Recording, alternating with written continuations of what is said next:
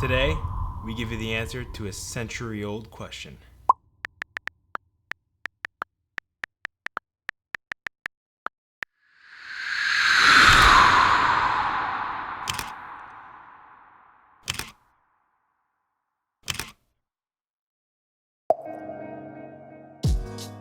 Hey guys, how you doing? Michael Costa, photographer based out of Mississauga, Ontario.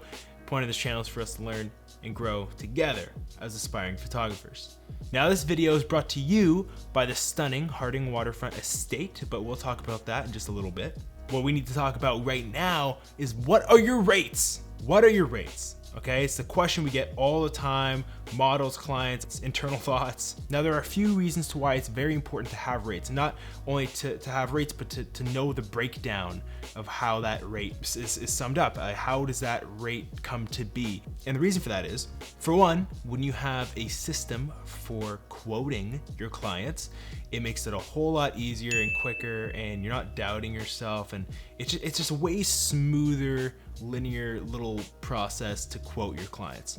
Two, there's a lot more consistency in your pricing.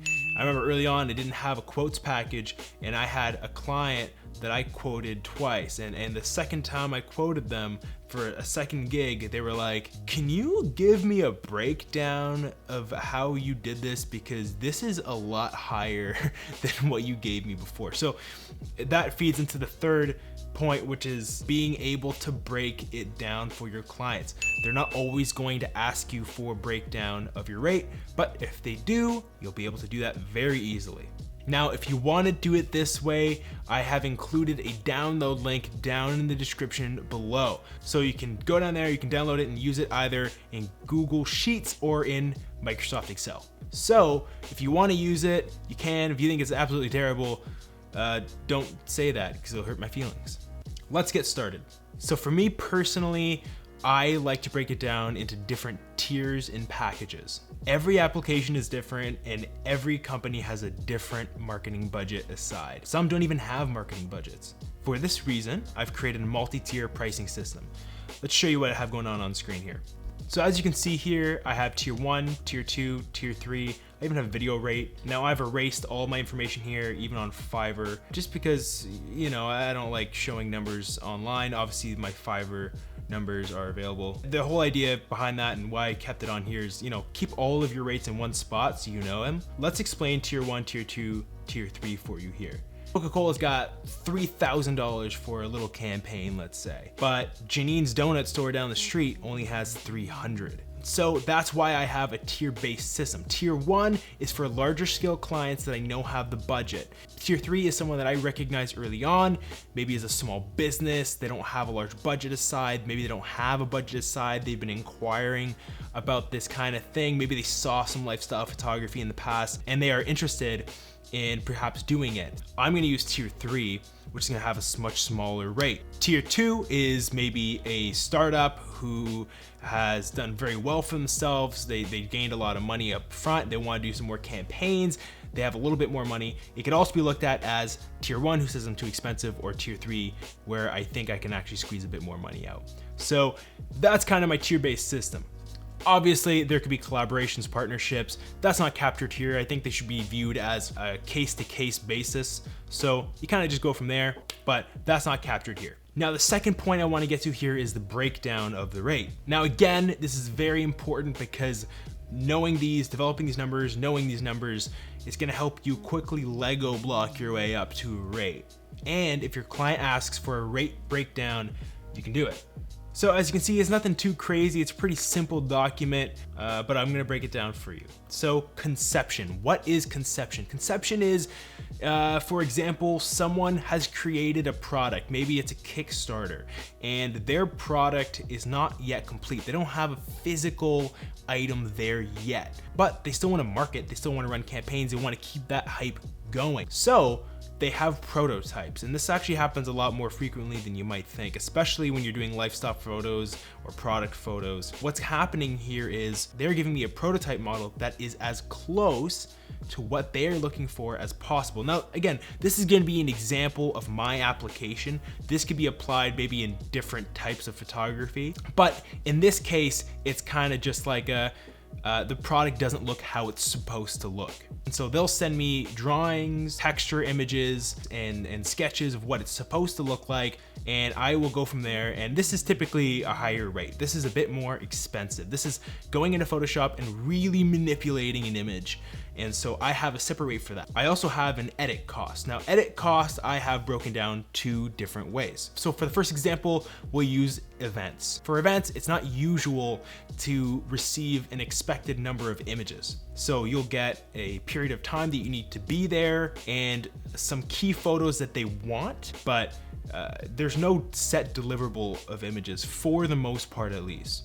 So what I'll do here is I will tell them this is how much my cost is, but I'll exclude the editing cost. Then I'll say, with this, you get me for that period of time, raw images, and what you'll be able to do is then look through those raw images, what will be on a Google Doc of sorts or some sort of cloud-based system. I usually use Google Docs. They can scroll through, they can download them if they want, but they can also select what they want. And from there, it's going to be however much per image. Now, the other situation is going to be kind of what I'm a bit more used to. I do events as well, but for the most part, I'm doing lifestyle. So the way that works for me is they're gonna have a shot list, or they're gonna have a set number of images that they need for their campaign. So that is going to be established up front. So next is, now I'm going to dive into time and equipment. So I'm actually gonna rename these real quick. Equipment. What am I saying with equipment costs and time costs? How are they related? They're related for me, not for a lot of people. So for a lot of people, they will charge for literally every single piece of equipment. I believe that I'm not Tom Cruise, so my time shouldn't just be associated with me just being there. I'm not some big guy, some big celebrity personality that me just kind of being there is cool. So they're paying for me to be there to supply photos, to take photos. So I include body and one lens as part of the time. Now, the moment that they ask me to do something a bit more significant or ask for a specific piece of equipment, obviously that is going to factor into your equipment cost. And again, these are all going to be subjective to you and how much you want to charge. Now for equipment, a lot of people have questions about this. Is every piece gonna have the same cost associated with it when I stack it on? It's just a multiplier. Do I price them out individually and do it that way? Then I got stockpile this huge list and I gotta remember all these things. So I do a subcategory system where I bundle up my lenses, I bundle up my camera bodies, and I bundle up my stands and tripods and sliders. And I find that to be the easiest. Now, why do I have hours associated with equipment? So I think it's just logic to assume that the longer period of time that you're using something, the higher likelihood that it could break or get damaged. Now, I personally don't really charge for the equipment. If it's just one extra lens or an extra tripod, that's not a really big deal for me. So I typically won't charge my clients.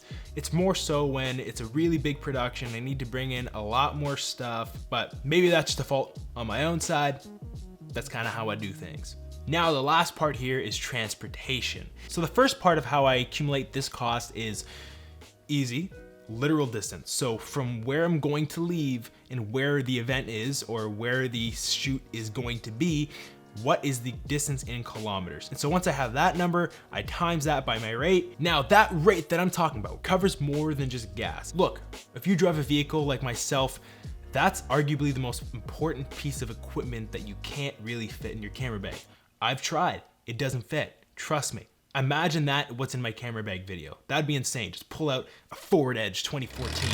That would be insane. Just break the internet. But because it doesn't fit doesn't mean it's not the most important piece of equipment. In a lot of cases, it is. And for me, I'm traveling all over the GTA in order to do these gigs. That thing is a monster for me, and it is easily one of the most important pieces of equipment I have. So just as we charge for our equipment to cover the wear and tear that happens over time, we need to be applying that rule of thumb to our vehicles. That was really strange, and I will never do that again. It was on the spot, and I'm not proud of it. I apologize. But it is a good rule of thumb to charge that way also for your vehicle. Not a whole lot, just add that little bit. And then if you don't have a vehicle, the same thing should still be applied. You're lugging a whole lot of equipment with you. Maybe you're chucking your camera, your lights, your light stand, your tripod. You're breaking your back trying to get this stuff to your gig. Yeah, that is not good. So basically, you're looking at either the wear and tear of your car or the wear and tear of your body. So for point 3, it's gonna be automation. And the best way to demonstrate this is gonna be by just putting together a very quick quote. Let's assemble a rate. Conception, we're not gonna do conception. I'm not too worried about that. Edit cost, I usually associate this with a certain set of images. So for edit cost, let's say $2 an image.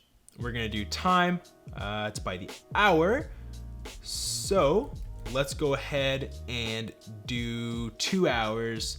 So if we're gonna do $50 an hour, let's move over here to the yellow part. Now this is where we're gonna start seeing some automation work. Ecstatic, I'm so excited. Okay, so time, 2 hours, $50. Last time I checked, $100. So $100 there, you're starting to see things come in right here. What's going on? You're gonna find out. We keep going down here. Transportation cost, we're gonna say is $1.50. 10 kilometers. So we're gonna say $15. That's not much, right? So edit cost, we didn't do this yet. Let's say they want 10 images. That is $20. Set these numbers. This is more so set to be a, hey, this is how I set and organize myself from a financial standpoint. And so you can learn if you want and apply this if you want, but you gotta set your own rates and kind of set your own value. So as you can notice here, although these started the same, they ended differently. Now the reason for that is these have different automations going on. Like I mentioned before, sometimes for edit cost, if it's like an event or something along those lines, what I'll do is charge them after the fact. So what this has done is show me the cost without edit. So if I'm doing one or the other, it doesn't matter. I know which one I want to quote. Again, this is going to be in the description down below. So if you want to use it, you can download it straight from my website. Again, link is going to be there, but this is pretty much it for the video. But before I let you guys go, I wanted to tell you a little bit more about the Harding Waterfront estate. With a mansion overlooking the water that holds 60 guests, an outdoor tent accommodating up to 200 more, and an outdoor grounds surrounded by lush greenery providing a beautiful background for photography, this exclusive estate is the perfect venue to host showers, weddings, holiday parties, corporate meetings, and social events. Look, I recorded some photos for Harding Waterfront Estate recently. Also, you may have seen the Halloween video. It's just a stunning facility. It's beautiful. The management there and the people that overlook the facility are just super nice and easy to work with. I couldn't recommend it more. So consider it if you're hosting an event and recommend it if you're shooting one. For more information, visit www.hardingwaterfrontestate.com. Check out their photos. Again, beautiful facility. But don't forget to hit that like and subscribe button. And until next time, my name is Michael Costa, photographer based out of Mississauga, Ontario, and I'll see you around.